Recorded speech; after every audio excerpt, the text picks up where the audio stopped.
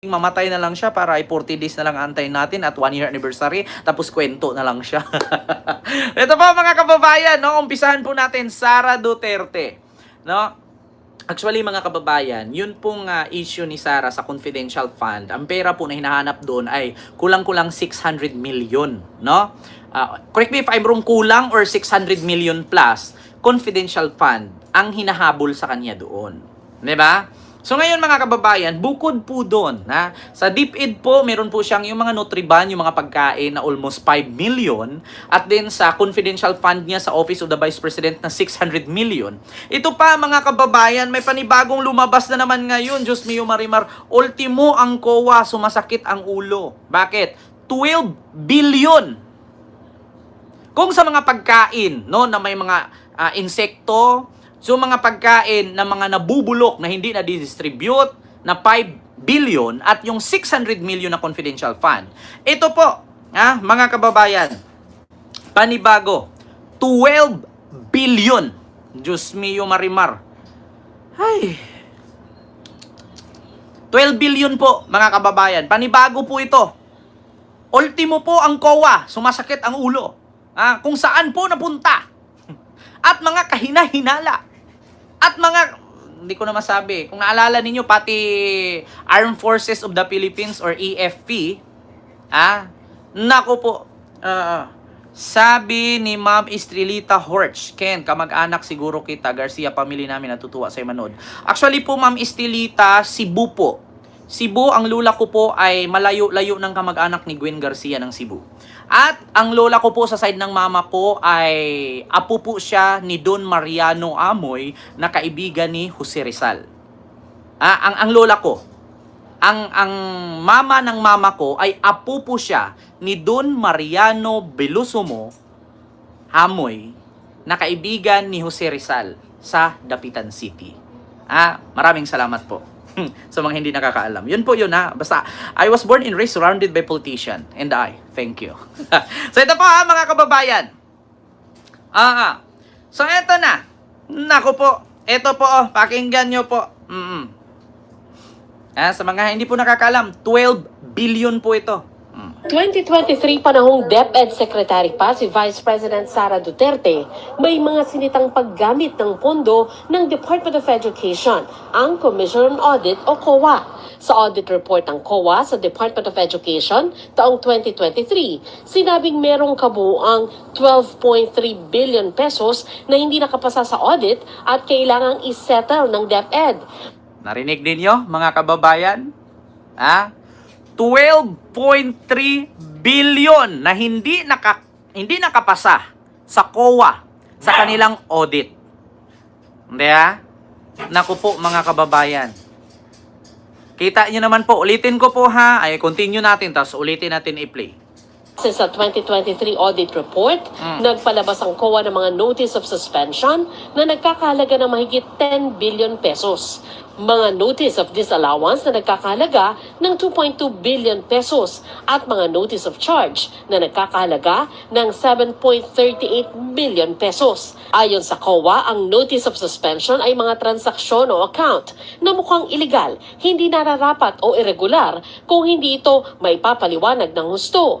Nagpapalabas naman ng notice of disallowance ang COA kapag hindi nakapasa sa audit dahil illegal, irregular, magarbo at iba pa ang pinagkagastusan. Nabibigyan naman ng notice of charge ang isang ahensya kapag kulang ang revenue o receipt na kailangan matanggap ng ahensya dahil sa kakulangan ng appraisal, assessment o collection. Nako!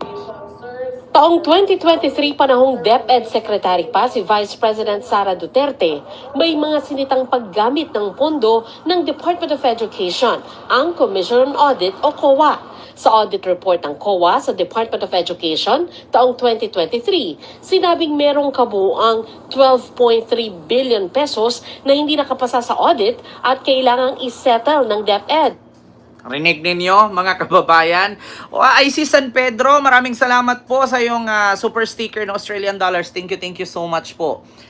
Kita ninyo mga kababayan, bukod sa 600 million confidential fund, bukod sa 5 point something billion na mga Nutriband at mga pangkain sa estudyante sa paaralan na nabubulok, hindi na ihatid, hindi na distribute, nasayang lang, meron pa pala 12.3 billion hindi nakapasa sa audit. Bakit? Inisyuhan ng notice of suspension. 10 billion inisyuhan ng notice of suspension and 2.2 billion inisyuhan ng notice of disallowance at 7.38 million inisyuhan ng notice of charge. Sa 12 billion pesos, DepEd miss Sara left behind. Ayan po, mga kababayan. Yan po ay sa 24 oras ng GMA News. 'Di ba? Maloka kayo, mga kababayan. Kaloka. 'Di ba? Diyos mio, Marimar. Ito pa, pakinggan ninyo, mga kababayan. Ito, 38 million naman ito. Pakinggan ninyo from Rappler. Ayan. Sky Blues, maraming salamat po sa super chat. Stay safe. Salamat po. Madam Vice President. Ito po. Rappler po ito, ha. Huy, Madam Vice President. Isuli mo na yung 73 million pesos mong confidential funds. Magsasayang tayo ng oras dito, paulit-ulit yung sagot. Walang rules dito. Galit yarn. What's that? Sure nakita nyo na. May nakasagutan na naman si Vice President Sara Duterte nung binusisi yung budget ng office niya. But this time, it's not about the book. It's about 73. Actually, mga kababayan, baka magsasabi po dyan, lalong-lalo na mga DDS, bakit, Kent, lagi mo na lang inano si Lustay? Kailangan po malaman ng taong bayan ito. Kailangan pong mabulaklat ito ng taong bayan para hindi po tayo magmukhang tanga na bayad tayo ng bayad ng tax na pupunta lang din naman sa wala. Di ba? Ito po. Million pesos that auditors want her to return. Mm. Yes, correct. Return. Mamirian, hello po. Isuli. Yan ang epekto ng notice of disallowance ng COA. Ang sabi dun, 73 million pesos out of the 125 million pesos in confidential funds ni VP Sara noong 2022. Kulang-kulang sa dokumento.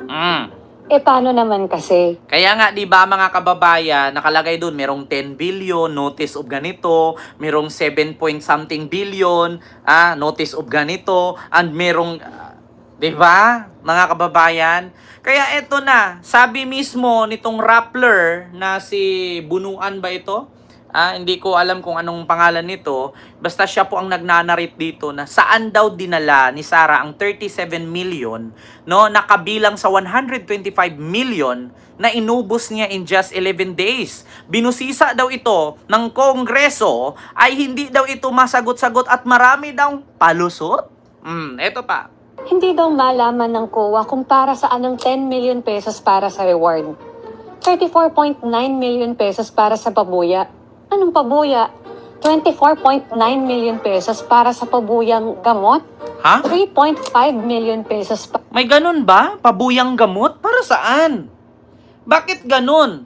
Pabuya daw na gamot. Ang gamot ba? Pabuya ba ang gamot? Bakit ganun? sa upuan, lamesa, printer, pati computer. Saan confidential operation ginamit to ng OVP? Sinong informante ang kailangan ng reward na gamot? Kaya ayun, na-issuehan ng notice of disallowance. Galit na galit ang VP ninyo. Madam Chair, since you allowed a snide comment, you will allow me a snide comment as well. Sure, she's not the first government official to receive a notice of disallowance. And in fact, pwede niya nga itong i-appeal sa Supreme Court if she wants. But this is a big deal. Because this is the first finding of irregularity with our confidential funds. Tatlo yung petisyon sa Supreme Court na kumwestiyon ng confi funds using different grounds. Auditors ulit ang matapang na bumangga sa isang Duterte. Sino ang taga-kuha dito? Ihulog mo na sa hagdanan para hindi maka-report. Diba? Sino daw ang taga-COA? Ihulog daw sa hagdanan para walang report. Kasi bakit? Takot si Digong na maglabas ang COA ng report na magugulat siya saan mo ginamit. Biruin mo dito pa lang kay Sara, milyon-milyon pabuya pero gamot. Saan ka nakakita na ang pabuya gamot? Tapos 3 million mahigi or plus Ginamit lang sa computer, sa upuan, sa lamesa, sa office of the Vice President. Grabe namang computer yan. Grabe namang upuan yan. Kahit 100K, makakabili ka na ng isang set na computer eh. May lamesa na, may upuan na, may computer set ka na. Di ba? Pero 3 million na. Tapos meron pang pabuyang gamot. Anong confidential ba ito? Na ang gamit pabuya, gamot. Ano ba to? Awayan? Awayan ng mga mangkukulam? Pag manalo, makatanggap gamot? Ano ito mga kababayan? Awayan ng mga mangkukulam? Sige, rambol kayo dyan. Magic kayo, barangin mo. Sige, kulamin mo. Pag kung sino ang nanalo, may reward, gamot.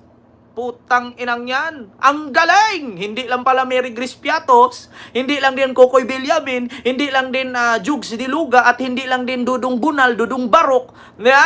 Biruin nyo yan pabuya, gamot. Ilang milyon ang pabuyang gamot. Ano yan? Laban na namang kukulam? Laban na namang babarang?